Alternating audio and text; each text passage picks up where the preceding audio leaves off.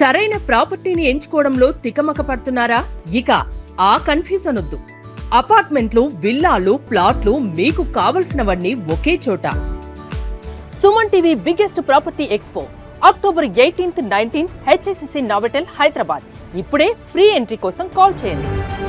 టూరిజంకి పరిశ్రమ హోదా ఇచ్చిన తర్వాత ఆంధ్రప్రదేశ్ ప్రభుత్వం కొన్ని కీలక నిర్ణయాలు తీసుకుంటుంది. ప్రధానంగా ఇప్పటికే క్లియరెన్స్ ఇచ్చినటువంటి టూరిజం బేస్డ్ ప్రాజెక్టులకి రాయితీల అంశంపైన కూడా క్లారిటీ ఇస్తుంది. ఇప్పుడు విశాఖపట్నంలో హాస్పిటాలిటీ రంగాన్ని ప్రోత్సహించేటువంటి ఉద్దేశంతో ప్రతిష్టాత్మకంగా నిర్మిస్తున్నటువంటి వరుణ్ హోటల్స్గా సంబంధించినటువంటి నిర్మాణాలు, అలానే అరకు వ్యాలీలో నిర్మిస్తున్నటువంటి ఈకో ఫ్రెండ్లీ రిసార్ట్స్, వీటన్నిటికీ కూడా పరిశ్రమ హోదా నేపథ్యంలో కీలకమైనటువంటి ఇన్సెంటివ్స్ని రాష్ట్ర ప్రభుత్వం ప్రకటించింది. అవేంటో ఒకసారి చూద్దాం. ఇది హోటల్ రంగానికి సంబంధించి వరుణ్ హాస్పిటాలిటీ ప్రైవేట్ లిమిటెడ్ సంస్థ. ఇది చాలా కీలకమైనది. విశాఖపట్నంలో తాజ్ గేట్వే అని చెప్పని హోటల్ రీడెవలప్మెంట్ చేస్తున్నారు. ఆ 5 star deluxe hotel come service apartments, ఇట్లా 2 రకాలుగా కూడా దీన్ని డెవలప్ చేస్తున్నారు. ఈ సర్వీస్ అపార్ట్మెంట్స్ వస్తే కనుక, అందుబాటులోకి వస్తే హై క్లాస్ పీపుల్ అందరూ కూడా ఇక్కడ ఉండడానికి ఒక కీలకమైన వసతిగా మారుతుంది. రాబోయే రోజుల్లో వరుణ్ గ్రూప్ అక్కడ ఆల్రెడీ ఒక హోటల్ కూడా నిర్మించింది. ఇప్పుడు తాజ్ గేట్వే ఇది, అలానే మరొక హోటల్ కూడా ఉంది వరుణ్ నోవోటెల్. ఈ రెండింటిని ఇంటిగ్రేట్ చేస్తూ ఒక ఫుట్బోర్డ్ బ్రిడ్జ్ని కూడా ఏర్పాటు చేయాలని చెప్పిన, ఐకానిక్గా నిర్మిస్తామని చెప్పిన ఒక ప్రపోజల్ కూడా చేశారు. వాటన్నిటికీ కూడా క్లియరెన్స్ ఇచ్చింది. అలానే grant of incentives to Varun hospitality limited Visakhapatnam Taj gateway redevelopment of 5 star deluxe hotel come service apartment at beach road Visakhapatnam. Previous provisions of AP tourism policy, అంటే 2024-29 పాలసీ అనుగుణంగా కొన్ని అమెండ్మెంట్స్ని ఇందులో ఇచ్చారు.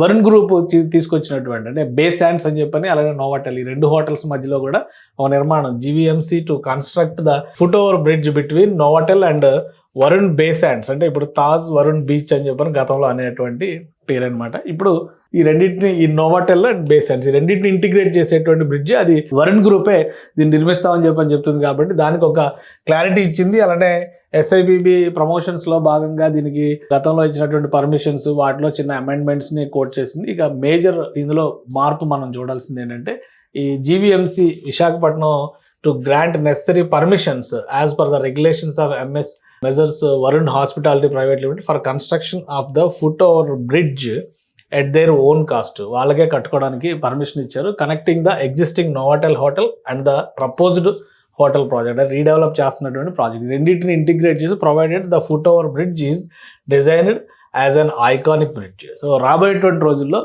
విశాఖ బీచ్ రోడ్లో 2 హోటల్స్ మధ్య నుంచి ఒక ఐకానిక్ ఫుట్ ఓవర్ బ్రిడ్జ్ ఏర్పాటవుతుంది. దానికి క్లియరెన్స్ ఇచ్చింది. అలానే ఈ జీవోలో కొన్ని గతంలో ఇచ్చినటువంటి ఇన్సెంటివ్స్ ఏవైతే ఉన్నాయో వాటన్నిటికీ సంబంధించినటువంటి చిన్న చిన్న మార్పులు ఉన్నాయి, పారాగ్రాఫ్ 1లో ఉన్నాయి.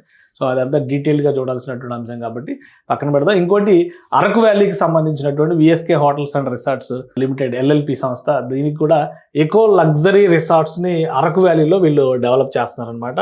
దీనికి కూడా టూరిజం పాలసీ ప్రకారం ఇన్సెంటివ్స్ని గ్రాంట్ చేసింది రాష్ట్ర ప్రభుత్వం.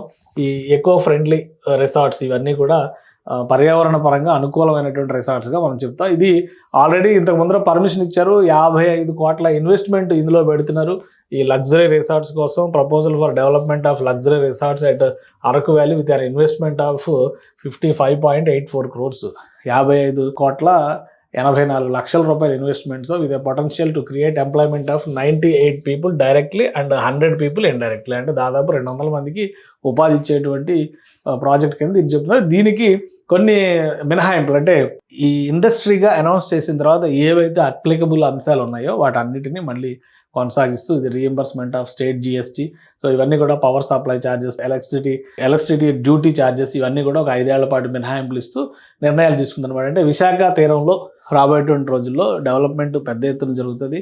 అనేక రకాల పబ్లిక్ కాస్మో కల్చర్కి కేంద్రంగా విశాఖ నగరం ఆల్రెడీ ఉంది కాబట్టి అది మరింత విస్తారం అవుతుంది. కాబట్టి అక్కడ వనరులు, వసతులు పెంచాల్సినటువంటి అవసరం ఉంది. పర్యాటక శాఖను కూడా కొన్ని నిర్ణయాలు తీసుకుంది పర్యాటక శాఖ పరంగా రాష్ట్ర ప్రభుత్వం. అదే తరహాలో ఇప్పుడు ఇన్సెంటివ్స్ని ప్రకటించింది. అరకు వ్యాలీకి, అరకు ప్రాంతాన్ని సందర్శించేటువంటి వాళ్ళకి, విశాఖ నగరాన్ని సందర్శించేటువంటి వాళ్ళకి ఇవన్నీ కూడా ఉపయోగపడేటువంటి నిర్ణయాలు అవుతాయి. రాబోయే రోజుల్లో విశాఖలో టూరిజంను మరింత ప్రోత్సహించే నిర్ణయాలు అవుతాయని రాష్ట్ర ప్రభుత్వం భావిస్తుంది.